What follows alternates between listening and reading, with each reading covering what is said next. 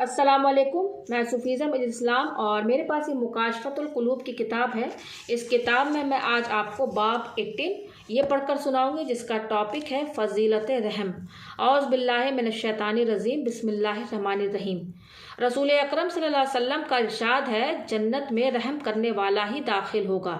सहाबा किराम ने कहा, हम सब रहम करने वाले हैं। आपने फरमाया, रहीम वह नहीं जो अपने आप पर रहम करे, बल्कि रहीम वह है जो अपने आप पर और दूसरों पर रहम करे। रहम की हकीकत। अपने आप पर रहम करने का मतलब यह है कि खुलूस दिल से इबादत करके, गुनाहों से अलग होकर और तौबा करके अपने वजूद को अल्लाह के अजाब से बचाए। दूसरों पर रहम यह है कि किसी मुसलमान को तकलीफ न दे। फरमाने हुजूर पाक सल्लल्लाहु अलैहि वसल्लम है कि मुसलमान वह है जिसके हाथ और ज़बान से लोग महफूज रहें और वह जानवरों पर रहम करे, उनसे उनकी ताकत के मुताबिक काम ले। हुजूर पाक सल्लल्लाहु अलैहि वसल्लम का फरमान है, एक शख्स सफ़र में जा रहा था कि उसे रास्ते में सख्त प्यास लगी। उसे करीब ही एक कुआं नज़र आया। जब कुएं से पानी पीकर चला तो देखा एक कुत्ता प्यास के मारे ज़बान बाहर निकाले पड़ा है। उसे ख्याल आया कि उसे भी मेरी तरह प्यास लगी होगी। वह वापस गया, मुंह में पानी भर के कुत्ते के पास आया और उसे पिला दिया। अल्लाह ताला ने सिर्फ इसी रहम की बदौलत उसके गुनाहों को माफ़ कर दिया। सहाबा किराम ने सवाल किया, या रसूल अल्लाह, जानवरों पर हमदर्दी करने से भी हमें सवाब मिलता है? आपने फरमाया, हर जानदार पर हमदर्दी का सवाब मिलता है। हज़रत अनस इब्न मालिक रज़ियल्लाहु अन्हु से मरवी है, एक रात हज़रत उमर रज़ियल्लाहु अन्हु गश्त लगा रहे थे कि आपका गुज़र एक काफिला से हुआ। आपको अंदेशा लाहिक हुआ कि कोई उनका सामान ना चुरा ले। रास्ते में उन्हें हज़रत अब्दुर्रहमान इब्न औफ रज़ियल्लाहु अन्हु मिले और उन्होंने पूछा, अमीरुल मोमिनीन इस वक्त कहाँ तशरीफ़ ले जा रहे हैं? आपने फरमाया, एक काफिला करीब उतरा है, मुझे डर है कहीं कोई चोर उनका सामान ना ले जाए, चलो उनकी निगहबानी करें। यह दोनों हजरात काफिला के करीब जाकर बैठ गए और सारी रात पहरा देते रहे, यहाँ तक कि सुबह हो गई। हज़रत उमर रज़ियल्लाहु अन्हु ने आवाज़ दी, ए काफिला वालों, नमाज के लिए उठो। जब काफिला जाग गया तो यह हजरात वापस लौटे। इसलिए हमारे लिए ज़रूरी है कि हम सहाबा किराम के नक्शे कदम पर चलें।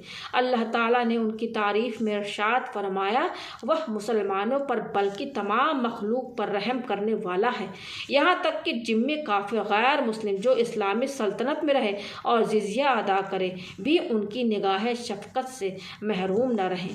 हज़रत उमर रज़ियल्लाहु अन्हु ने एक बूढ़े जिम्मी को लोगों के दरवाज़ों पर भीख मांगते हुए देखा तो फरमाया, हमने तेरे साथ इंसाफ नहीं किया। जवानी में तुझसे जिज़िया लेते रहे और बुढ़ापे में तुझे दरबदर ठोकरें खाने को छोड़ दिया। आपने उसी वक़्त बैतुल माल से उसका वजीफ़ा मुकर्रर कर दिया। हज़रत अली करमल्लाहु वजहहु से मरवी है कि मैंने एक सुबह हज़रत उमर रज़ियल्लाहु अन्हु को देखा, एक वादी बोलने वाले ऊँट पर सवार चले जा रहे हैं।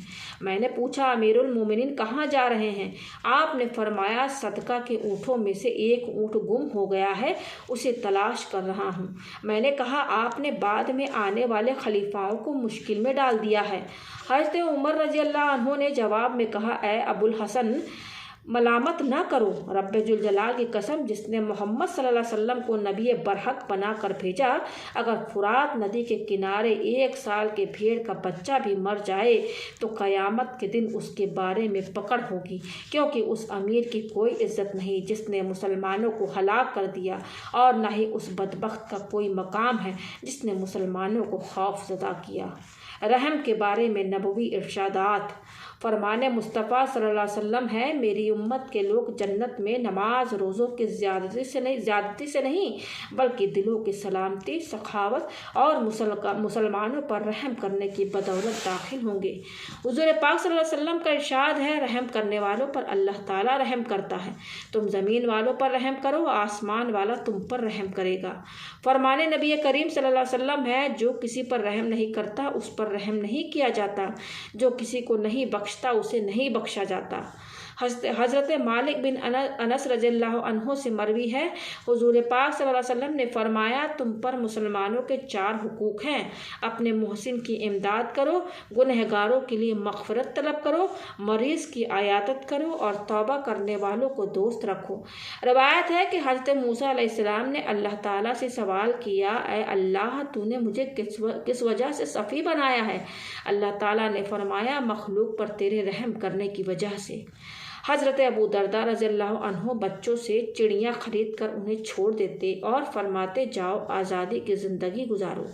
फरमाने नबवी है कि रहमत, शफ़क़त और मोहब्बत में तमाम मुसलमान एक जिस्म की तरह हैं। जब जिस्म का कोई हिस्सा तकलीफ़ में पड़ जाता है तो सारा जिस्म उस दर्द और तकलीफ़ में मुब्तला हो जाता है।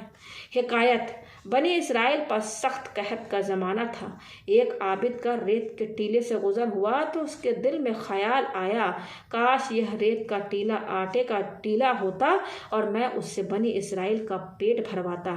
अल्लाह ताला ने बनी इसराइल के नबी की तरफ वही भेजी, मेरे उस बंदे से कह दो कि तुझे इस टीले के बराबर बनी इसराइल को आटा खिलाने से जितना सवाब मिलता, हमने तुम्हारी इस नियत की बदौलत ही उतना सवाब दे दिया है। इसलिए नबी का फरमान है, मोमिनों की नीयत उसके अमल से बेहतर है। हिकायत, हज़रत ईसा अलैहिस्सलाम एक बार कहीं जा रहे थे। आपने शैतान को देखा, एक हाथ में शहद और दूसरे में राख लिए चला जा रहा था। आपने पूछा, ऐ दुश्मने खुदा, यह शहद और राख तेरे किस काम आती है? शैतान ने कहा, शहद गीबत करने वालों के होंठों पर लगाता हूँ ताकि वह और आगे बढ़ें, राख यतीमों के चेहरे पर मलता हूँ ताकि लोग उनसे नफरत करें। हुज़ूर पाक सल्लल्लाहु अलैहि वसल्लम ने फरमाया, जब यतीम को दुख दिया जाता है तो उसके रोने से अल्लाह ताला का अर्श काँप जाता है और अल्लाह फरमाता है, ऐ फरिश्तों, इस यतीम को जिसका बाप मनो मिट्टी तले दफन हो चुका है, किसने रुलाया है? हुज़ूर अनवर सल्लल्लाहु अलैहि वसल्लम का इरशाद है कि जिसने यतीम के कपड़े और खाने की जिम्मेदारी ले ली, अल्लाह ताला ने उसके लिए जन्नत को वाजिब कर दिया। राज़ुल उलमा में है कि हज़रत इब्राहीम अलैहिस्सलाम खाने से पहले मील 2 मील का चक्कर लगाकर मेहमानों को तलाश किया करते थे। एक बार हज़रत अली करमल्लाहु वजहू रो पड़े। पूछा गया, आप क्यों रोए? आपने फरमाया, 1 हफ्ता हो गया मेरे यहाँ कोई मेहमान नहीं आया, शायद अल्लाह ताला मुझसे खुश नहीं है। फरमाने नबवी है, जो किसी भूखे को फ़ी सबीलिल्लाह खाना खिलाता है उसके लिए जन्नत वाजिब हो जाती है, और जिसने किसी भूखे से खाना रोक लिया, अल्लाह ताला क़यामत के दिन उस शख्स से अपना फजल व करम रोक लेगा और उसे अजाब देगा। सखी अल्लाह के करीब और जहन्नम से दूर होता है। फरमाने नबवी है, सखी अल्लाह ताला जन्नत और लोगों के करीब होता है और जहन्नम से दूर होता है। बखील अल्लाह ताला जन्नत और लोगों से दूर होता है और जहन्नम से करीब होता है। फरमाने नबवी है कि जाहिल सखी अल्लाह ताला को आबिद बखील से ज़्यादा पसंद है। फरमाने नबवी है कि क़यामत के दिन 4 शख्स बिला हिसाब जन्नत में दाखिल होंगे।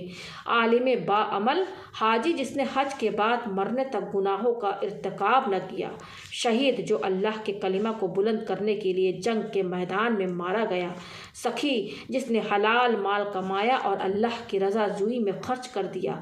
यह लोग एक दूसरे से इस बात पर झगड़ेंगे कि जन्नत में पहले कौन दाखिल होता है। हज़रत इब्न अब्बास रज़ियल्लाहु अन्हु से मरवी है कि हुज़ूर पाक सल्लल्लाहु अलैहि वसल्लम ने फरमाया, अल्लाह ने अपने बाज़ बंदों को माल व दौलत से माला माल कर दिया ताकि वह लोगों को फ़ायदा पहुँचाते रहें।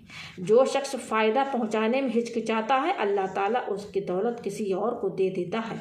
नबी का फरमान है, सखावत जन्नत का एक पेड़ है जिसकी शाखें ज़मीन पर झुकी हुई हैं, जिसने उसकी किसी शाख को थाम लिया वह उसे जन्नत में ले जाएगी। हज़रत जाबिर रज़ियल्लाहु अन्हु से मरवी है, हुज़ूर पाक सल्लल्लाहु अलैहि वसल्लम से पूछा गया कि कौन सा अमल अफजल है? आपने कहा, सब्र और सखावत।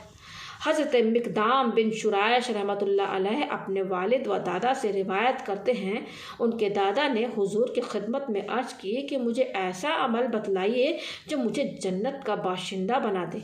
आपने फरमाया, मग़फ़िरत के असबाब में से खाना खिलाना, सलाम करना और खुश अखलाक़ी है।